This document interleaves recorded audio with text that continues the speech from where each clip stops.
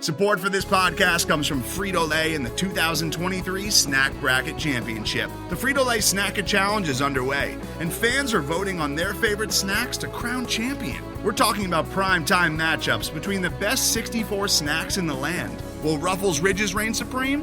Can Doritos defend their dynasty?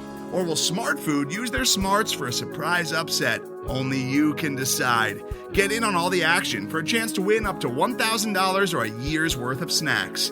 Let your snacks be heard. Just go to fritolaysnacket.sbnation.com to vote and enter for a chance to win. No purchase necessary. Sweepstakes ends April 3rd, 2023. Void where prohibited. Year's worth of snacks awarded in the form of 52 coupons, each good for one bag of chips. See official rules at fritolaysnacket.sbnation.com.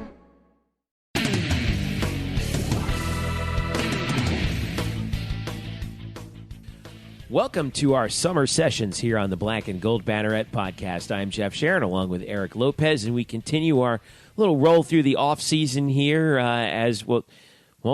You can smell football around the corner, but we're still coming in strong with these summer sessions here. Training, we're starting to get our media releases once again fired up from UCF. Man, it's starting to fire up, right? Yeah, it really has. I mean, media guides out there. We had Haley Alton in the last episode. Yep. Talking about the media days, and practices are now going on as you hear this. So it's just hallelujah. Just can't come fast enough. I think I speak for many. I know it's happening real fast, but one of the other things that happens real fast is in the sport of softball when you go from college to the pros. And I'll tell you that that's one thing that we've seen quite a bit. Shelby Turnier, as we switch around to what we're going to be talking about in this summer session. We talked before, Eric, about how Shelby Turnier, how her career flipped really quickly after she graduated from UCF, and certainly that was the case with the former UCF softball player that you spoke to, Linnea Goodman.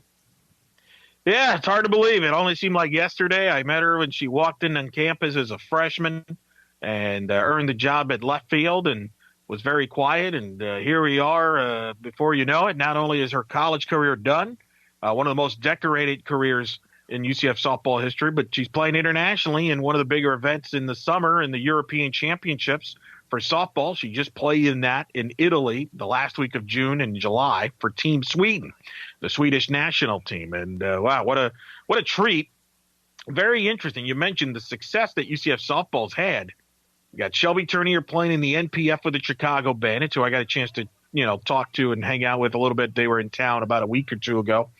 And then you got Tiffany Lane, former Knight, who played shortstop 2008 to 2011, playing for Mexico recently at the Canada Cup, and then also in other events. But Linnea certainly, Jeff, as you saw, obviously up close, unbelievable career, which we talked about. I had a chance to catch up with her here, and we had a lengthy interview. We talked about in depth about her summer and everything, but you're going to hear as we talk about her UCF career, Jeff, which I think goes down, as I mentioned, one of the most underrated careers, maybe in UCF softball history. And so here is my chat with Linnea Goodman. You started off your career course at UCF in college. How did playing at UCF help you play now internationally? Yeah, I think playing at UCF, we played against all of the top teams in the country. And I think having that experience, being able to perform under pressure, helped me a lot to play internationally and be able to stay calm in pressure situations. And I think that's a big thing that a lot of the girls playing in Europe still have to learn, is because they don't get to play against, the Floridas, the Alabamas that I've been able to play against and be able to hit against the best pitchers in the world. And so I kind of bring this calm atmosphere, I guess, to the field, and it's cool to be able to lead my team and just lead by example and just help them relax a little bit in these pressure situations. Let's start. How did you end up at UCF? Because you were a California girl, yeah. So tell me about the process, how you ended up at UCF. So my junior year, I think, in high school, I was still looking for a school. I just said no to a school in California that I wasn't really interested in, so I was just kind of like in this weird limbo zone of like not really knowing where I wanted to go, not really having too many schools looking at me because I was getting older. And then my travel ball coach actually got a call from Ruben, Coach Felix, who used to be on the team, and he said that he was looking for a slapper outfielder to be on the team. And so then my coach told him to come to one of our games, and so Coach Felix and Coach Gillespie came to my game, and I guess they liked what they saw, and they asked me to come out for a visit and to come out to the camps that they have in January. So I came to a camp, did really, really well in the camp, and they offered me a scholarship at the camp.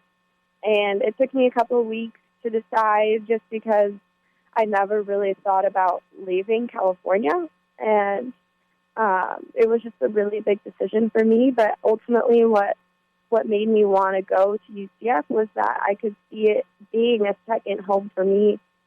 And even though I'm so far away from California, from my family, I knew that I would be taken care of at UCF. I loved the campus. I loved the field. I loved the coaches. And I was just really excited to be so taken care of and just be treated like one of their own, which was awesome for me. And I knew that if I didn't stay in California, I wanted to go to a school that really had a great appreciation for athletics. Because if I was going to spend a lot of time being a student athlete, I wanted to be appreciated, and I felt that feeling at UCF. So then I ultimately decided to go there, and yeah, it was a great decision, and I'm really happy. And you walked into a great situation. You walked into a veteran team and going into the 2014 season. Ironically, you weren't the only California girl from that class. There was a young girl named Brittany Solis who would end up playing shortstop that also came from California. And the two of you basically were starting from the opening weekend of your careers as a freshman throughout your senior career. You win the regular season title in 2014, win 43 games, get to the NCAA tournament.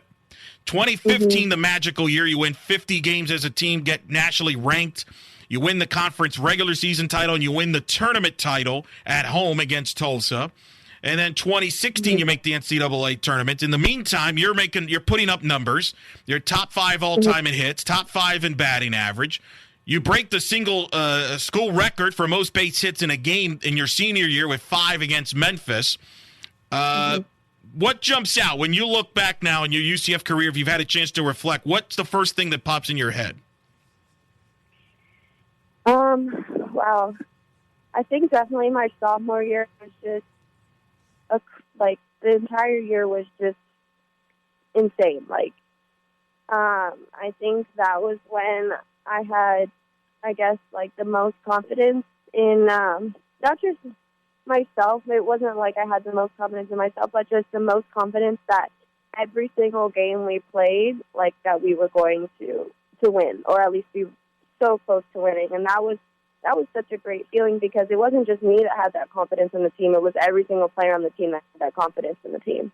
And so just having that experience was really awesome. Being able to play against the top teams and actually perform well was really great too. But I think overall what sticks out to me is that year is being able to win not just the regular season conference, but be able to win the tournament.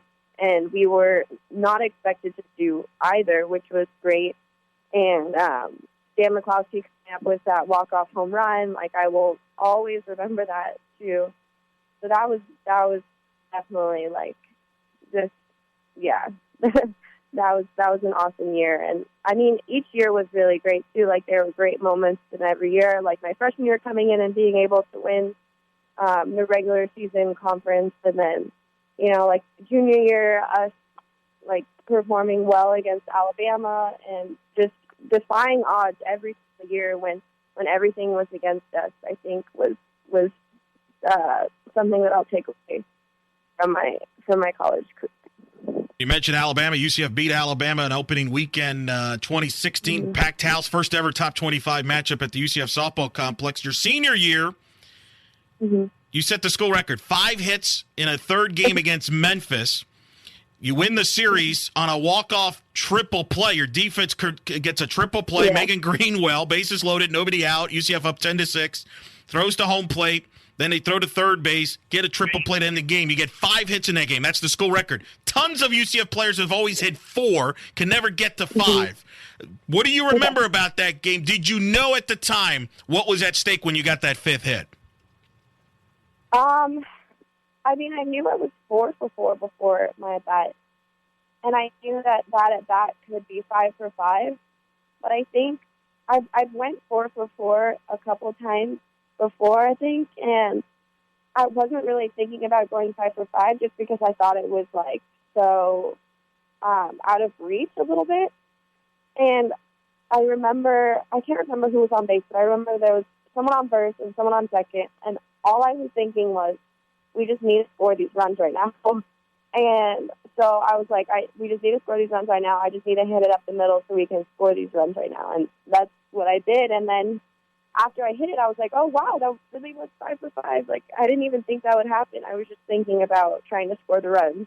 So, yeah, it was really cool. It was a really cool feeling, and everyone in the dugout was cheering. And I think that game, too, my teammates were all getting on base, too, so it just kind of helped. Like, I wasn't the only one, and I didn't have too much pressure on me, so that was awesome. Is that like your favorite game as far as an individual performance you had at UCF? Yeah, I mean, my goal always was to break a school record, so to do it in my senior year against a team in our conference to be able to win the series, I guess, yeah, that was really awesome for me. To be able to leave kind of like a legacy at UCF is cool. So, yeah, for sure. You mentioned the numbers, your top 5 batting average, top 5 in hits, top 10 in runs scored. We could go on, and I've said it on the air. I think you and Janae Shinhoster are the 2 best outfielders in the history of UCF softball. And there's a lot of similarities, and I know you've met Janae before, but there was a lot of similarities between the two of you because you both were kind of quiet, under-the-radar players. In Janae's case, she kind of got overshadowed because she was playing with Stephanie Best, who was just monster players. You were kind of under the radar a little bit because you weren't one that really was very bravado. You kind of just let your game do the talking. And you obviously you played with Shelby Turnier and Mackenzie Audis, the 2 All-American pitchers who kind of got the spotlight from the team standpoint, and certainly hitters like Jessica Uvari, Samantha McCloskey, Kaylee Novak. We can go on and on. Yeah. But tell me about that, because I remember you when you first came in, you were very quiet. You didn't really speak much, but then as years moved on, you only spoke when it mattered. You spoke, to the point where at the end you kind of became the person that the media relations would always go to for a comment. But tell me about that personality and how it helped you succeed in softball. Yeah, I've just always been trained, I guess, from coaches in the past, and even my parents too, to just kind of just to be very calm and just to let my actions do the speaking. I'm not, even when I'm not playing softball, even if I'm doing normal things, I'm just not a very, loud person. I don't always like the center of attention to be on me. And I think that's also helped me in softball because it allows me to take really tough situations or pressure situations and be able to kind of scale them down a little bit and not get too emotional. And I think that being able to stay level-headed has always helped me in my career, and just staying calm and being able to think rationally in every type of situation is the type of player that I always strive to be. And so, and I'm also, I never really get satisfied with where I am or where I'm at. I'm always trying to get better, whether it is in softball, in school, and everything. I am really competitive, but in a way where I'm competitive with myself. And I feel like that's helped me in softball to be able to not be satisfied and still keep trying to get better. And my teammates are always motivating me, and they look up to me, to be that calm leader. And I think I kind of fit into that role at UCF. So, yeah, and Janae is awesome. I love her, and I could definitely see the similarities when you were talking about that. Yeah, and I guarantee you she's proud of you as well. You're the second player ever from UCF to play in an international event, an international championship. Tiffany Lane, who played shortstop at UCF from 2008 to 2011, is playing for Team Mexico. She's been playing at the Canada Cup and so forth. And, of course, now you've been playing in the European Championships. So that's got to mean a lot. And that goes along with certainly players like Shelby Turner, who's playing professional NPF. Kaylee Novak played in the NPF. Stephanie Best played in the NPF. Allison Kine played in the NPF. What does that mean for the legacy for future players that go to UCF? That not, there is softball after UCF, that you can go to UCF and still extend your career beyond that, that people will notice you could play professionally in the States or even overseas in Europe or wherever. Yeah. I mean, being able to represent UCF too when I'm playing internationally is a great feeling because, girls spend so much time on softball, on being good at it. You have to work hard at it. It has to be your life in order for you to get to the college level, especially the UCF level. And to be able to know that all your work won't just end after 4 years is a great feeling, and it gives you kind of more motivation to keep wanting to get better even after your last year at college. And it feels awesome to be able to prove it to prospects that may be looking at UCF and prove and be kind of like that example of someone being able to play after college and just showing that your career doesn't have to end if you don't want it. Another event I'll never forget, I almost forgot to bring it up, but I think it's important to bring it up, was in your senior year this past year. UCF was playing in Mary Nutter, and you almost didn't play in the first game against Cal Poly, which was a unique story in itself because you were being honored as a student up in the East Coast, but then you had to go to the West Coast and meet with the team, and that was kind of a dicey situation. Explain to the audience what I'm talking about. So I got nominated for an award in my major, which is advertising. I got nominated as one of the 50 most promising multicultural students in the country. And so in order for me to receive the award, I had to be in New York City at the time that they were giving out the award. And I asked my coaches, I said, I got nominated for this. It's during season. I don't know if you guys, if you don't think I can go, then it's okay. They can give the award to someone else. I'm just telling you that this is what's happening. And it was awesome because my coaches were 100% for it. They said, no, you have to go. Go get the award and then come to California right after. You can play in Palm Springs. And I was like, okay, all right, I guess I'm on board with that. And so I went to New York, and then there was rain in California, which was surprising. But there's rain in California, and that moves the games around. And so I had to leave a day early from New York, fly straight to I flew into LAX, and my mom actually picked me up and drove me to Palm Springs. And I met my team right before the game against Cal Poly, and I was just completely jet lagged. Didn't know what time it was. I was just, all right, let's just play the game. And I'm actually happy I was there because we got into international tiebreaker with Cal Poly, and it was funny because I was actually supposed to bunt my first two pitches. I was up to bat, and Courtney was at second, and I was supposed to bunt, but I missed the first two bunts, and I was like, oh my gosh. And so then I ended up getting a base hit to score Courtney so we could tie Cal Poly. So that was actually cool to know that I flew all the way from New York just to do that and be able to help my team. But, yeah, it was a crazy situation, but I really love how my coaches were supportive of me in my academic career as well. Legendary game there, and maybe the biggest upset of them all, the shocking part is that your mom maybe should get the MVP. How the heck do you get from LAX to Palm Springs in California with traffic is a miracle. That's pretty remarkable. But you mentioned Coach Gillespie, and that had to mean a lot. I think you two really hit it off because personality-wise, she let you be you, let you kind of pursue your dreams off the field as well as on the field, right?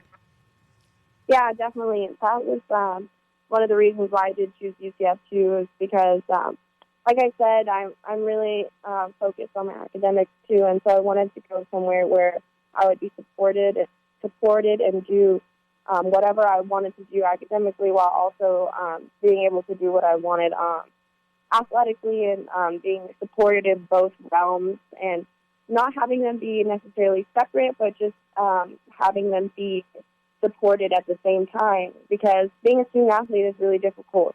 And I knew that Coach Gillespie would be motivating me to reach higher, and also supporting me to do whatever it is that I wanted to do. And that was awesome to be able to do that, because without going to UCF, without having that support, I wouldn't be where I am right now, getting my master's in a degree that I really am interested in a field that I really love. So I'm excited about that.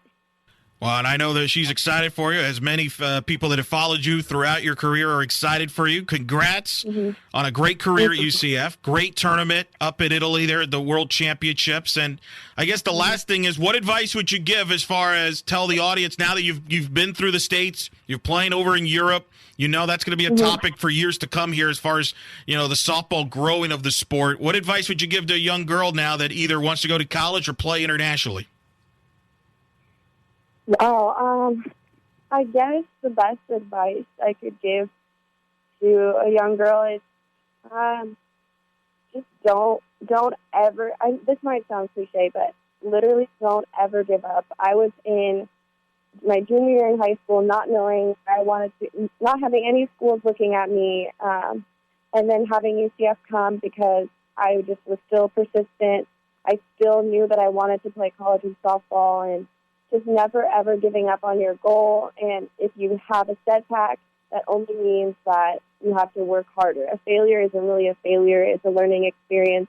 It's a way for you to get better. And just know that even if you're facing some challenges on the softball field, in school, in life, those challenges are only going to make you a better person, a better player, a better student. And it's all, life is a journey, and in softball teaches you so much about life, but just know that if it's your dream to play at school, to play for the Olympics even, if you never give up, you can reach it, and just keep working hard. So, yeah. Linnea Goodman, ladies and gentlemen, from UCF, former Knight, all-conference, all-region player, two-time conference regular season champion, conference tournament champion, 3 NCAA tournament appearances in her career, top 5 in base hits, batting average, top 10 runs scored, you name it. Playing for the Swedish National Team in the European Championships, one of the best players in Europe. Tell the audience that want to follow what your next steps are, where they can follow you. Yeah, I'll be in Sweden for the next year, half years, so I'll just be playing, I guess, internationally in Sweden and just helping out with teams there. And then we have another tournament in 2019 that I'll be at. So if you want to follow me there in a couple of years, then yeah, I'll be there. Yeah, and you're on Twitter. Yeah, I am on Twitter as well. That's going to be the way to find it. Yeah, we're going to have to keep in touch on Twitter while you're over in Europe there. But have fun up there, and we'll talk soon. We'll be in touch, and congrats on everything, Linnea. Thank you so much, Elo. Thank you. There you have it, Linnea Goodman. Now, that interview, by the way, if you want to hear the entire interview, that is not the entire interview I had with Linnea. There's actually more. I interviewed her for FastPitchNews.com for the In the Circle podcast on Fast Pitch News.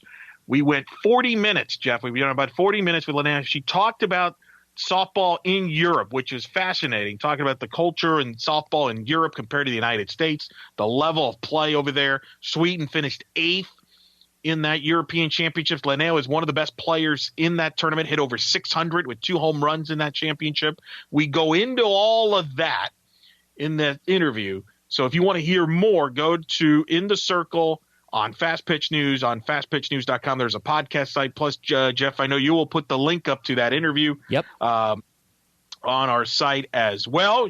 UCFKnights.com has written a story about Linnea, so there's a lot of stuff going on there, Jeff. But, listening to the interview, and again, I mentioned it in the interview, top 5 all-time in batting average, hits, top 10 in runs scored. most hits in a game by any night player with 5 hits. And I mentioned in the interview, and you can relate to this, I compared her. I said that her and Janae Shinhoster, who you covered, I think are the 2 best outfielders in the history of this program. And both are similar because they're both very quiet demeanor, both overshadowed. You know this. With Janae's case, she played in the shadow of Stephanie Best, which you could speak better to of. She didn't get the recognition maybe that she deserved. If you look at Janae Shinhoster's numbers, if Stephanie Best didn't go to UCF, Shinhoster would hold a lot of the offensive records power-wise. But because Stephanie was there, she got overshadowed. And I think it was the same case with Goodman.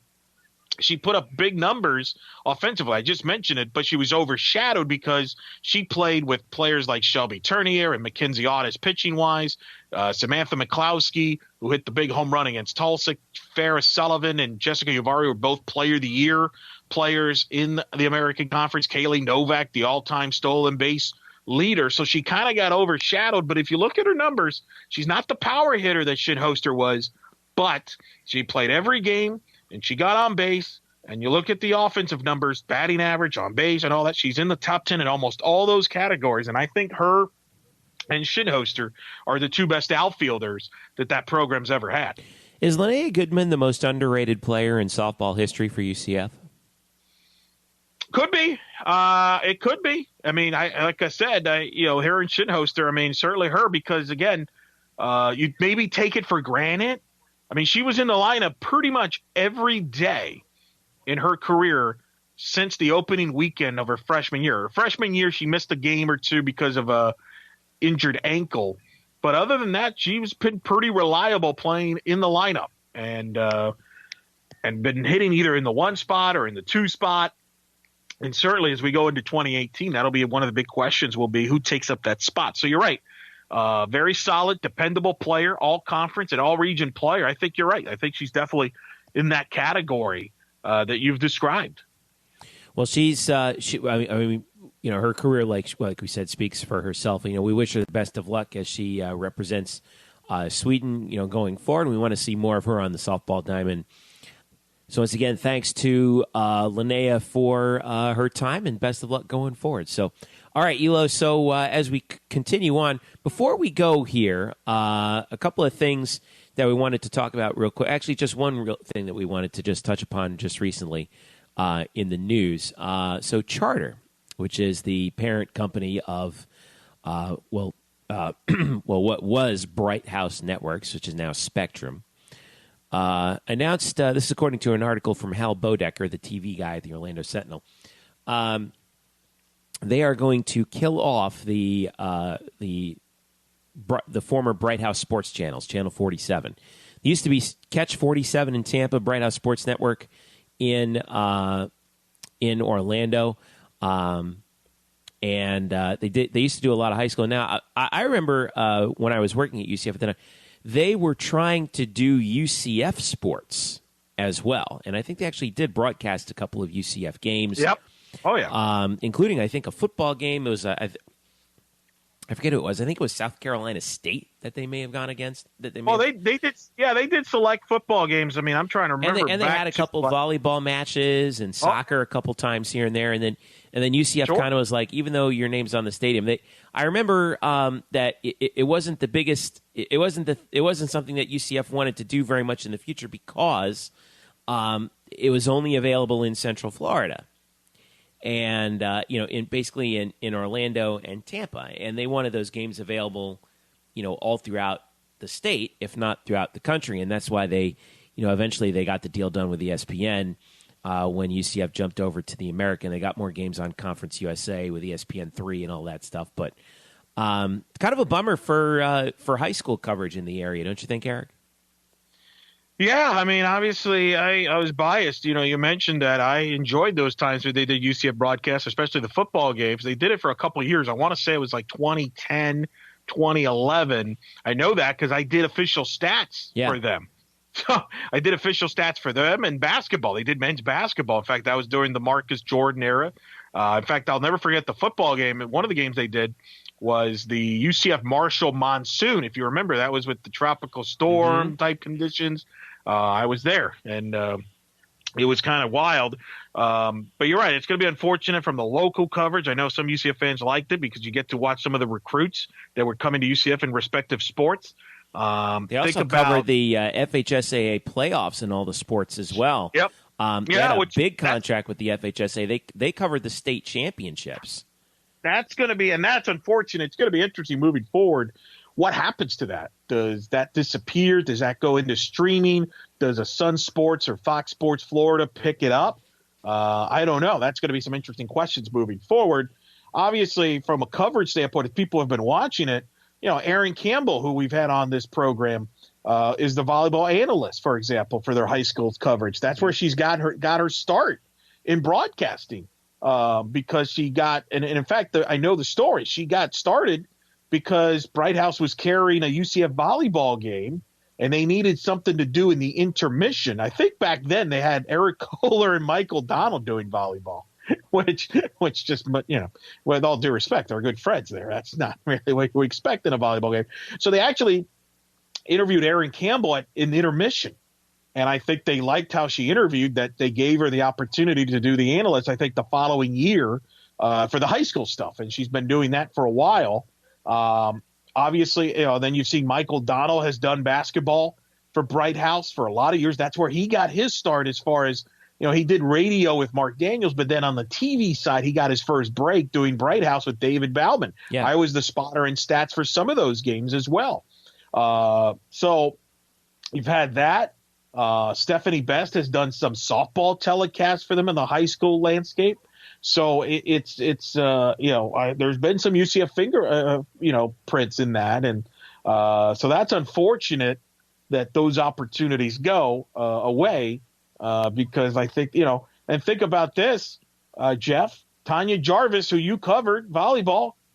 I've seen her a lot at Spectrum in those volleyball games of the week because her teams are usually one of the best teams in the state. And she's won state championships, which Bishop was broadcasted. In fact, I think she won one of them at the venue at UCF two years ago when they hosted the state championships, and Aaron Campbell was the analyst, ironically. So there was a pretty nice UCF ties into that. So I always was sad to see that the UCF coverage or the broadcast, they did soccer too, now that I remember. I was sad to see that go when they decided to go all high school only. Forget the football side of things, because obviously football is going to be fine either way, whether it's on Bright House, whether it's on ESPN3, whatever. And basketball to some extent as well. What I enjoyed more was the fact they broadcasted some of the Olympic sports. Yeah. And that was the thing that I was the most disappointed about, because that's a bigger deal for the Olympic sports. And they would carry us 1 or 2 games a year from each of the Olympic sports. And I thought that was very helpful.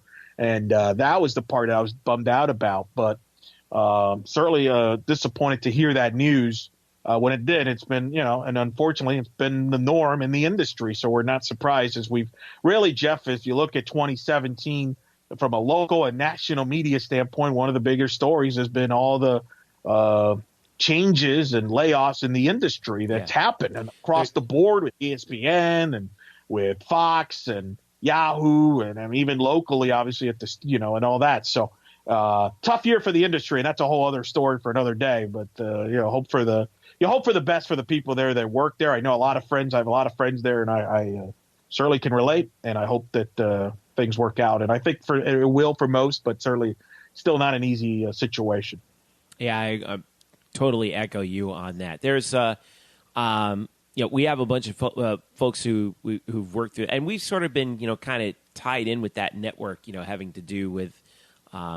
Even for me, going back as an intern, I interned actually at Central Florida News 13 in 2003, right about the time when they were starting to, when they were thinking about starting that network. We had started, doing a lot of high school coverage on News 13, and then that kind of expanded from there. And they did such a good job of that. So it's a bummer to see that to see those networks go away.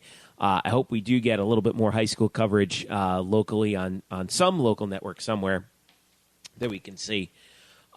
Because could you see? I could see it going stream though. I could see. Yeah, I could see that happening. I could see. I mean, that's kind of where we're headed, aren't we? Aren't we? I mean, you've talked about this in the past and have written about it and tweeted about it. I feel like that's where we're headed more and more, aren't we? Aren't we headed for more streaming, broadcast, and telecast? Well, yeah, because you can measure audiences so much more clearly by doing that, and of course, and then the other part about that is, you got your high school kids, right? So you're broadcasting, say, Boone and Edgewater, right?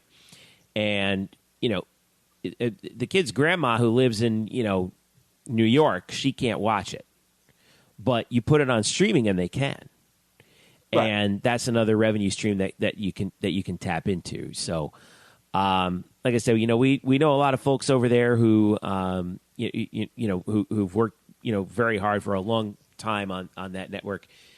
Details are sketchy on a lot of things right now, as they usually are with those things. But the news release does say that there'll be. This is a quote from the spokesperson in the statement that Spectrum released.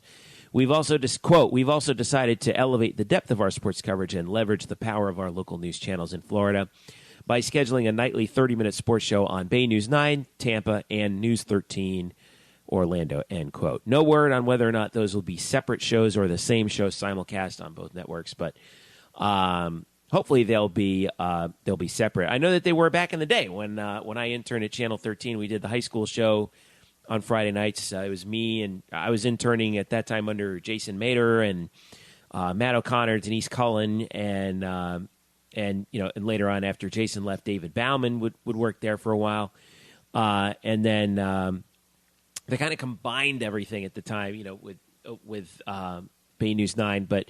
I liked it when we had at 11:13 we had the sports report that went up till 11:30. So we had 17 minutes worth of sports to fill on Channel 13. That was fun because we were able to, we could cover a lot of things that not everybody could, and so we had a good time with that. I learned so much there, and hopefully they sort of carry that ethos along with them. So as we wrap up here, once again, thanks to Linnea Goodman. For her generosity and time with Eric. Eric, what else do you have coming up this week? Not much. I obviously write. I'm now writing and hosting the podcast In the Circle on fastpitchnews.com for all the latest softball news. That's kind of what's keeping me company. It's kind of awkward right now, Jeff, because I'm working from home. So it's weird. I'm not used to that, where I'm just sitting home and looking for stories and writing about them. But doing that and kind of seeing what else develops elsewhere, but obviously just getting ready for the football season to get going, as well as the other UCF sports. Before you know it, it'll be here, and that's exciting. So I'm looking forward to that, with Media Day coming up soon, and before we know, we got games going on. And it's funny, with the news with the Spectrum, I got my start as far as official stats work with them, and that helped me get other jobs. And one of the jobs I just recently got actually is I'll be doing official stats for the UCF FIU game for CBS Sports Network on the opening night. So it's kind of full circle. So I really owe a lot to the opportunities that Bright House gave me that back then, doing it for football and men's basketball. That kind of got me the door as far as doing some stats work on the side, which I enjoy. As people know me, I like numbers and everything like that. So that's a fun gig.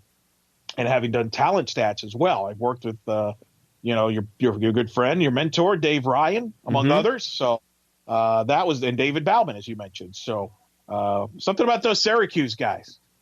Yeah, we tend to keep it pretty tight. Yeah, so it's funny that we talk about this story and this news. That's kind of what jumped in my head.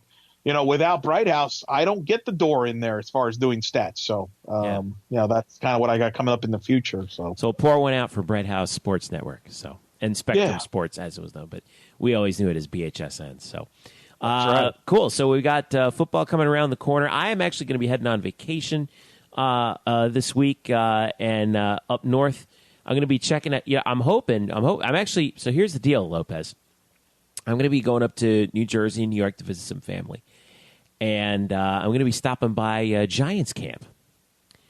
And I am hoping I'm planning on wearing my UCF hat when I go there, so I can catch up with Brandon Marshall and see what he's up to for Big Blue, his first year with the Giants. So I'm hoping that I'll see him over there, and and be able to catch up with him, see how he's doing, how he likes it over in New York. So that should be fun. All right.